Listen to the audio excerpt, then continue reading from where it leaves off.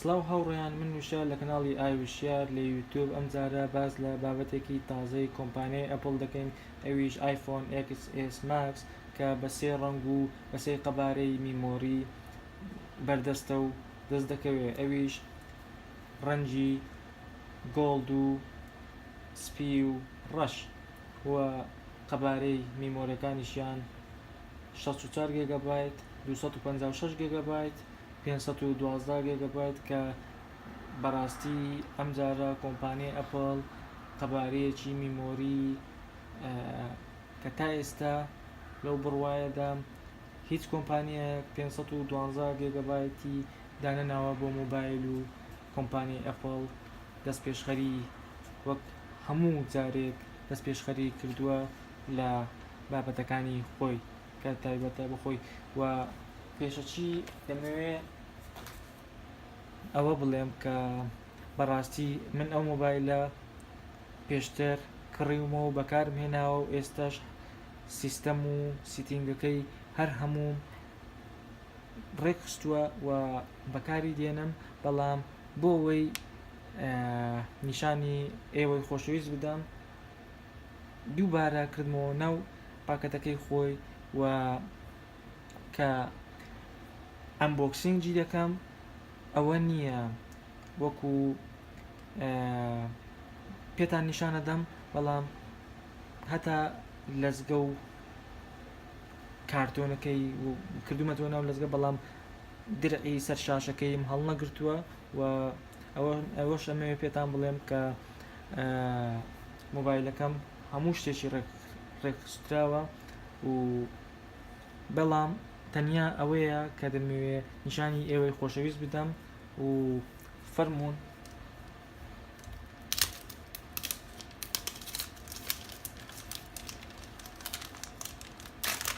تەنیا بۆ ئێوەی خۆشەویست کردومەتەوە ناو پاکەتەکەی خۆی بۆ ئەوەی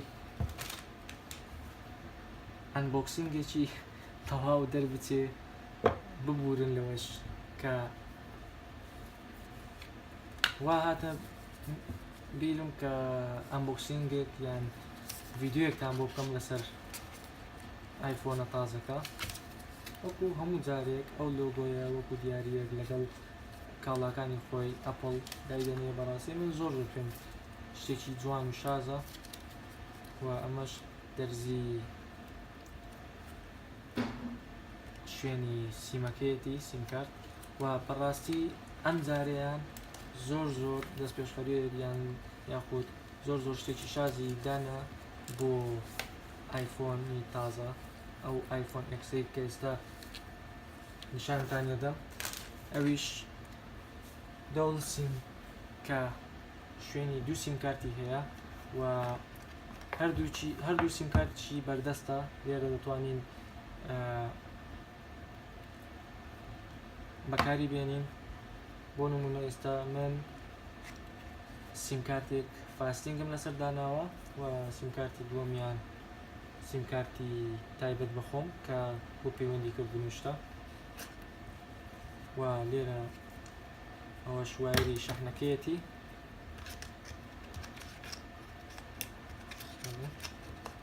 و ئەمەشیان هێدفۆنەکەیەتی.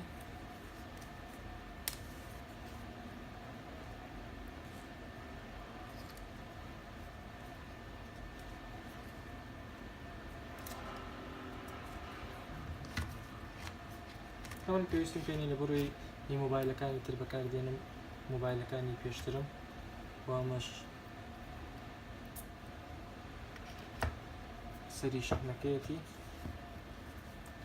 و دەمەوێت نیشانتانی دەم بە شێوازێکی زۆر جوان دروست کراوە. فول سکرین، فیس آیدی و ڕەنگە تازەکەی ئەوەیە کە گۆڵدە، زۆر ڕەنگێکی شازە. و دەمەوێت نیشانتانی دەم کە بە فیس آیدی دەبێتەوە و کامیرەکەشی زۆر ساف کردووە.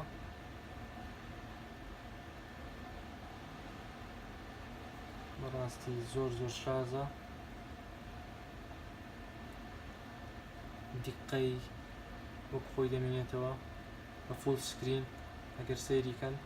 و ئەم مۆبایلە آیفۆن XS ماکسە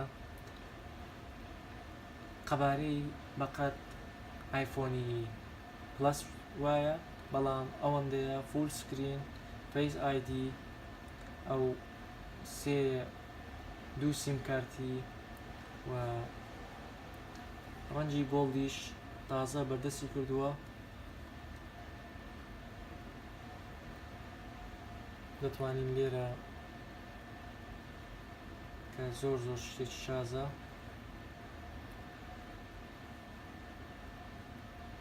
تو ئەگەر ئەو ئایفۆنت هەبێ، ئایفۆن Xت هەبێ XS Max، ئەوە پێویستیت بە کامیرە نییە، بەڕاستی زۆر شازە. لێرە دەتوانن سیرکەن دوو سیم کارتن داناوە، جگە لەوەی کە بۆ وایفا کۆنێکت بووە، هەردوو سیم کارتی هیچ دەکا بێکێشە. و دەمەوێ شێشتتان نیشاندەم، ئەوەیە کە زۆر پێم شازە، لە iMessage دەتوانین بەکاری بێنین، ئەویش ئیمۆجی لەسەر شێوازی خۆت، لەسەر شکلی خۆت دروستی بکەیت کە زۆر پێم جوانە، لەگەڵ دەم چاوتا دەجولێتەوە. واو، آیفۆن XS Max زۆر شازە. بەڵێ هاوڕێیان، زۆر پێم جوانە، دەتوانی بە هەموو شێوازێک، بە هەموو ئیمۆجیەک کە تایبەتی دایناوە کۆمپانیای ئەپڵ، زۆر شازە.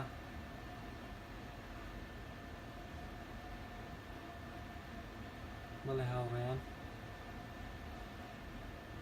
و هەر بابەتێک، هەر کاڵەیەک، هەر شتێک کە لێرە، هەر بەرنامەیەک لێرە بکەینەوە، ئێمە دەتوانین بە شێوازێک بیکەینەوە کە هەموو سکرینەکە نیشان بدە.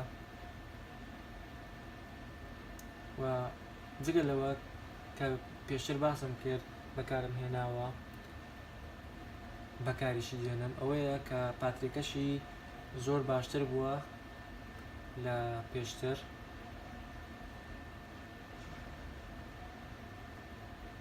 لێرە هەموو کاملی شاشە نیشان دەدا، توانین سەیری بکەین. هەر کاتێک لە خوارەوە بۆ سەرەوە بێ، ئەوە بەرنامەکەت وەکو دگمەی هۆم لاچێ، وەگەر شتەکانت لادا بێت تۆزی دەست لەسەر بێ بمینێت ئینجا ببێ سەرەوە، ئەوە وەکو دوو جار دگمەی هۆم بەرنامەکان بێتێ دایخەیەوە. ئەم شێوازە بەڕاستی زۆر مۆبایلێکی شازە و خاوەن دەنگێکی زۆر ساف و بەرزە کە زۆر بەدڵمە. بۆ نمونە بمانەوێ تاقی بکەینەوە،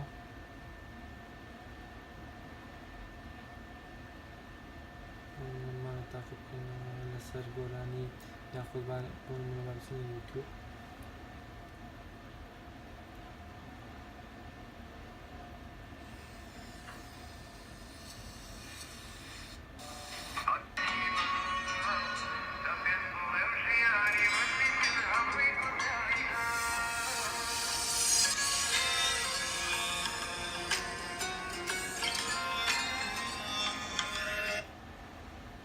جگە لەوەش کە بمانەوێ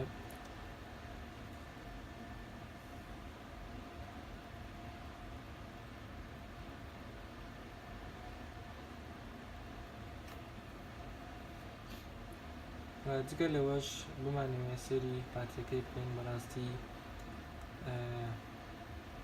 هێزی پاتریەکەی زۆر باشە.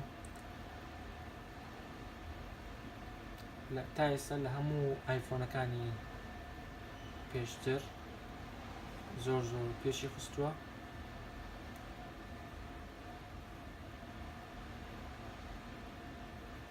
بەڕاستی زۆر شازە، دیزاینێکی زۆر شاز، شتەکەی شوشەیە و پێشەکەی شاشەی ئۆلێدا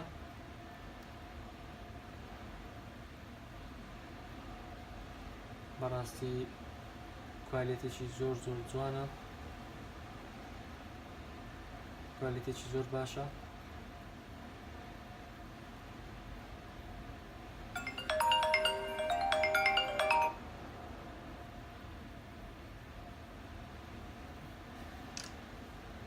زۆریش خێرایە، بێ چێشەیە.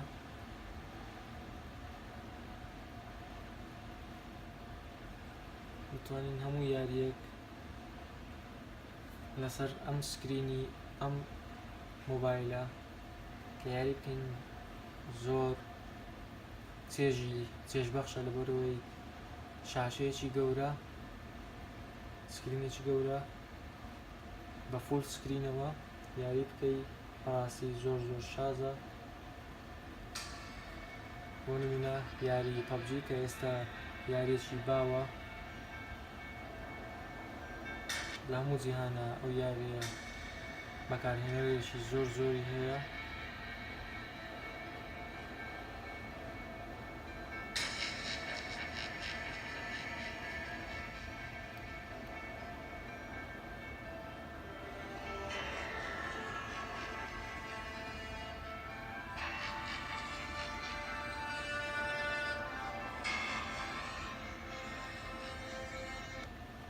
بۆیە گۆڵەکەشم هەڵبژارد لەبەرەوەی ئەو ڕەنگەیان تایبەتە و لە پێشووە گۆڵی دروست نەکردبوو بۆ آیفۆن X و XS و ئەم جاریان بۆ آیفۆن XS و آیفۆن XS Max بە ڕەنگی گۆڵ بەردەستی کردووە.